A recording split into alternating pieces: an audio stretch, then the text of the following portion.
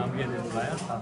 اور اس سے بھی فارغ ہوا ہوں، تو محترم نے مجھے کہا کہ میں محرم الحرام کے حوالے سے اور آقا حسین رضی اللہ تعالیٰ عنہ کے حوالے سے کوئی بات اور جو کہ ایک میسج ہے وہ عرض کرنے کی سعادت حاصل کروں۔ تمام مہینوں سے الحمدللہ ایک محترم اور مکرم مہینہ محرم الحرام کا ہے، جس کا زمانہ جاہلیت میں بھی بڑا ادب اور احترام کیا جاتا تھا۔ آقا جہاں صلی اللہ تعالیٰ علیہ وسلم جب ہجرت فرما کر مدینہ طیبہ تشریف لے گئے تو آپ نے دیکھا کہ لوگ روزہ رکھتے ہیں، تو نبی اکرم صلی اللہ تعالیٰ علیہ وسلم نے پوچھا کہ تم روزہ کیوں رکھتے ہو؟ انہوں نے عرض کیا کہ اس دن اللہ تعالیٰ نے ہمارے نبی کو بچایا تھا اور دشمن کو اس پانی میں غرق کیا تھا، تو ہم اللہ تعالیٰ کے تشکر کے طور پر ہم روزہ رکھ رہے ہیں۔ سرکار دو جہاں صلی اللہ تعالیٰ علیہ وسلم نے ارشاد فرمایا نحنو احق منکم، کہ ہم تم سے زیادہ حقدار ہیں کہ ہم اس کا روزہ رکھیں، کیونکہ ہماری ریلیشن ان کے ساتھ تمہاری بنسبت زیادہ ہے۔ لہذا نبی اکرم صلی اللہ تعالیٰ علیہ وسلم نے عاشورے کا خود بھی روزہ رکھا اور روزہ رکھنے کا حکم بھی دیا، اور آپ صلی اللہ تعالیٰ علیہ وسلم نے ارشاد فرمایا کہ چونکہ عاشورے کا دن آ رہا ہے، یعنی 10 محرم الحرام کو، تو 10 محرم کو عاشورے کا دن اس لیے کہتے ہیں کہ اللہ تعالیٰ نے 10 نبیوں پر خاص قسم کے انعامات فرمائے، اور نبی جو ہیں وہ اس دن کا روزہ رکھا کرتے تھے۔ لہٰذا میں جیو کے ذریعے میں تمام بھائیوں اور بہنوں کی خدمت میں عرض کروں گا کہ عاشورے کے دن کا روزہ رکھیں، اور سرکار کا فرمان ہے کہ سوموا یوم عاشوراء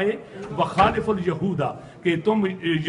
عاشورے کا روزہ بھی رکھو اور یہودیوں کی مخالفت بھی کرو، کیونکہ یہودی ایک روزہ رکھتے تھے اور تم 2 روزے رکھو، ایک روزہ عاشورے سے پہلے اور ایک عاشورے کے بعد۔ لہذا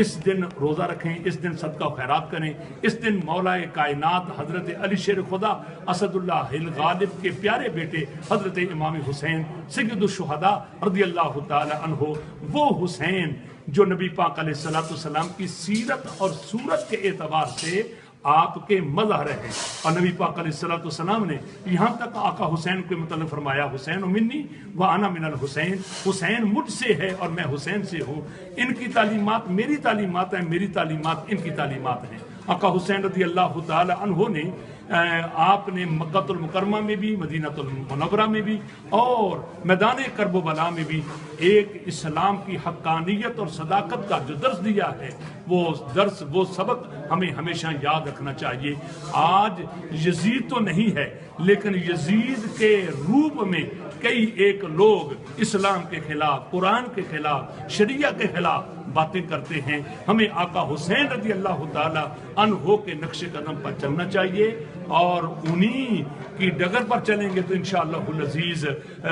ہم دنیا میں بھی آخرت میں بھی کامیابی اور کامرانی سے ہمکنار ہوں گے۔ میرے بھائیوں، میری بہنوں، سامعین، سامعات، خواتین و حضرات، ان سب کی خدمت میں میں جیو کے ذریعے یہ پیغام دینا چاہتا ہوں کہ آقا حسین رضی اللہ تعالی عنہ صرف شہید ہی نہیں ہیں بلکہ سید الشہداء ہیں۔ اگر ایک شہید زندہ ہے تو جو سید الشہداء ہوگا وہ تو بدرجہ اولا زندہ ہوگا۔ تو شہید مدد کرتا ہے، ان کے نقش قدم پر چلیں گے تو اللہ تعالیٰ آپ کو کامیابی اور کامرانی سے ہمکنار کرے گا۔ وما علینا الا البلاغ المبین۔